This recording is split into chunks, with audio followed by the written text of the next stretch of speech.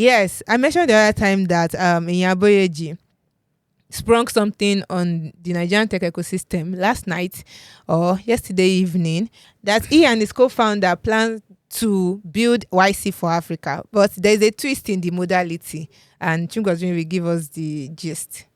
All right. For Iyin's next trick, he wants to build the YC for Africa.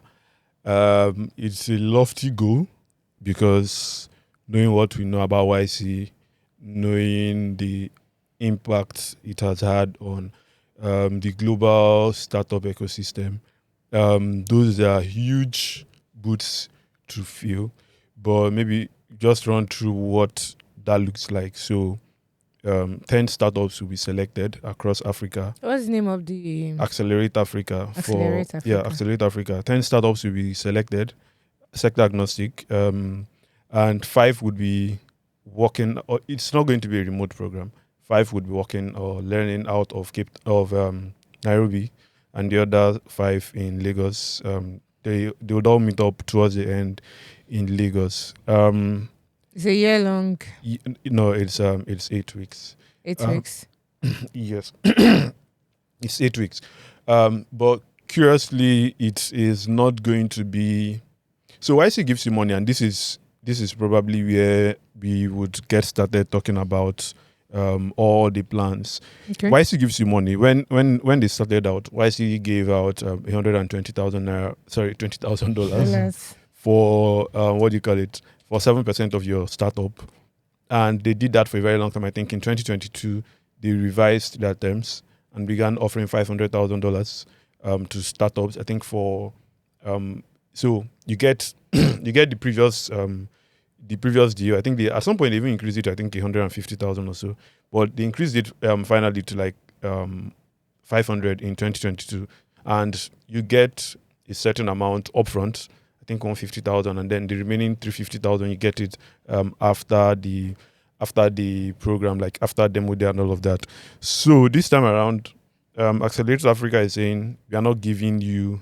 There's no guarantee that you get funded, which is curious if you want to build a YC for Africa, because one of the biggest things for YC is you get funded, you get access to a very vast network of founders, investors, regulators, mentors, people who have been there, done that.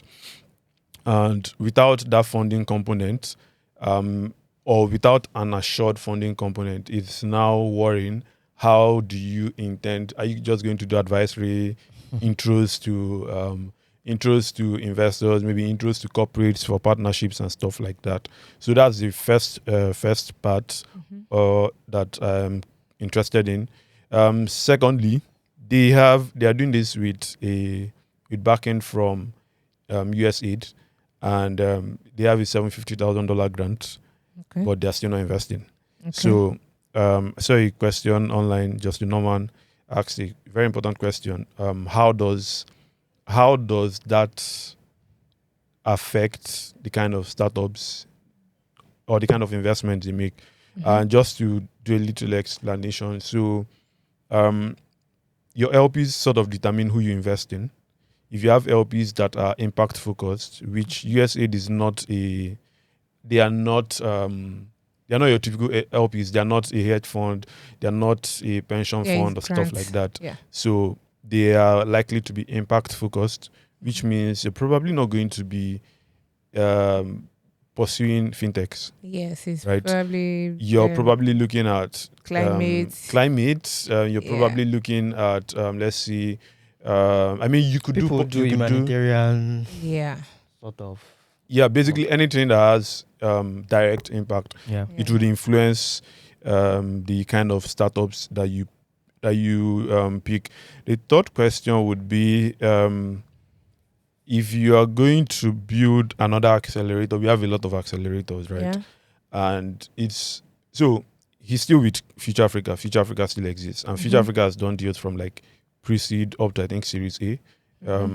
So why build an accelerator? Africa. Also, he's saying the accelerator is not a pipeline into Future Africa, that they may invest, but there's no guarantee that Future Africa would do that. So why build an accelerator when you already have a VC firm which has undergone a lot of iterations in the last 2 to 3 years. Okay, maybe not a lot, but they've undergone some iterations in the last. I think this towards the end of last year they began to rework some of their approach to investing. So those are some of the questions that we need to ask. Also, saying that you want to build the YC for Africa is maybe I don't know. So I find some of the statements in his interview with Tech About a bit interesting. So for one, you're saying that you're investing in people who would not have otherwise gotten into YC. Not So a bad thing. Not a bad thing, but I'm sorry to interrupt you Okay. there.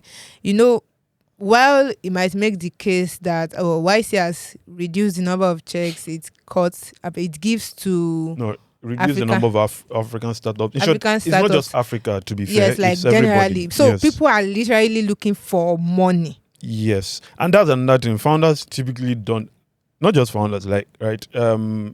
Even some people who run accelerators, they tout it as their what do you call it, as their advantage over the others. That they give you funding. They don't. It's not just we are telling you learn and then we push you out. Yes, They put it as an advantage even because give funding. there are lots of So accelerators this is that do looking that. like, when you want to do work for somebody and they said, I'll pay you. Pay you with in exposure. equity. Yeah, so in this case, they're now telling you we'll pay you with access, basically, because yes, we can't deny that It is important. Iyin has access. His co-founder too has. She used to be a vice president at MasterCard. So that's like they have a what do you call it? They have a network they can introduce you to, right? But founders would always want that that funding component. It now means that if you're not going to give me funding, you have to give me something that is equal to that funding that you would not be giving me, or maybe even more than it. Yeah. There's something else that it just escaped my mind. Let me see. So why you are looking for that? Why you're looking for that? I'm not against this move, but is the intention behind it that kind of bothers me, because there are several accelerators Exactly. that some are not even like, don't even call themselves accelerator, like they are funds, like Google Black Founder funds. Yeah. For instance, they still give you access to not just funds, they give you access to credit, Google credit, advertising credit, and all you get. But you're promising these people storytelling, how to polish their storytelling. You're promising them how to figure out their product, how to do business development, how to build a team, which are typical things I can learn from a webinar. Yes. You know, but I know that you are giving these people access to a network, but I think the money part is still very important. It's still very important. Yeah, so that's an equivalent, something like it's an important, equivalent. but it leads me to something else. Storytelling. There's only one reason you're teaching storytelling. To sell your idea so that you can get money. That's the only reason. Which means I should be able to stand before your network that I have access to. Prepping these guys for foreign investors. That's what they're doing. And there's nothing wrong with it. But what it shows you is Then we can't call it YC for Africa. For Africa. maybe not, maybe. I mean, so okay, yes, that YC for Africa. We have this tendency to bandy tags around. Last year, Bloomberg made a documentary and called him the Mark Zuckerberg for Africa. Let's not go into that, but maybe some of these terms that we bandy about. Yes, I get it. You're trying to make it like relatable so that people just know at immediately what you're trying to do. But sometimes it just bandy terms around. Early this year, I said, stop calling yourself leading when you're not leading anything. Like, words will have meaning, man. Focus. Like, no, Focus. what I'm focusing. What's actually have meaning, right? If you say you're the leading fintech in Africa, right? What do you want to call if you say you're the leading fintech in Africa, and we have 101 fintechs, you're not leading any of them. So who the hell are you leading, right? So let's be using words. Because I told him to focus. He didn't. Oh, let's be using words like knowing that they have meaning. So yes, YC for Africa, good dreams, but how it plays out is very important. YC has been around for roughly 15, 20, 15 years. Someone born in not 20 years. YC has been around since 2005. That's a very long time. So it's helped them to build up to what they are today. It's good that founders have one more way for them to, let's say, get access to mentors that they may not have had before. But really, without funding. But the comment you make about probably prepping them for foreign investors, I think it's not. It might be solving the issue of giving them access to more funds, but it's not solving the challenge of not getting local investors in local startups. I mean, that's an entirely different conversation. First of all, you don't have local investors. Let's be honest. It's an entirely different. They are saying they want to become the YC for Africa. For Africa, which means that we are trying to bring together local investors. No, that's not. No, that is not. I know what YC for Africa is saying is they are bringing like the prestige, the network, the funding, the achievements that YC has. We want to replicate it. That's what I interpret as YC for Africa. When you say you got into Accelerate Africa, there's this prestige exactly. So that comes with usually when people go through YC, they are able to raise at higher valuations. They are taken more seriously by investors and all of that. Well, a lot of it has slowed down in the last 1 or 2 years, but all the best to them. But really, possibility. Yeah. Hopefully, time will tell. Yeah, time eventually. Let's take back in 15 years. God. For you cannot build YC for Africa in 2 years now. Yes, sure. So let's take back in 15 years. How old is YC? 19 years. Sorry, my math is poor. 19 years. So let's fine. Let's take back in 10 years. Better. Let's take back in 10 years. Some of their first investments were Airbnb. No, 10 because the growth rate with things that have to do with money in Africa don't really. Okay. Yeah, I should complete the thought. No, don't worry. I'm just pointing it out. No, like some of YC's first investments, Airbnb, Reddit.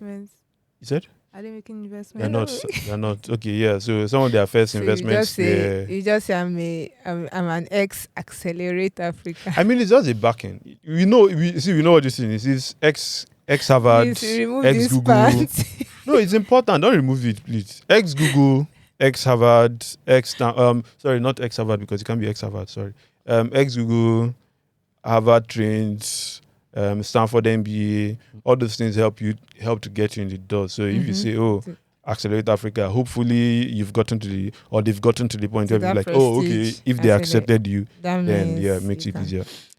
To listen to the full conversation, go to podcast.techpoint.africa. Podcast.techpoint.africa. Here's the link. You can click on that or go to Google Podcast, Apple Podcast, Spotify, and anywhere else you get your podcast and search for Techpoint Africa Podcast.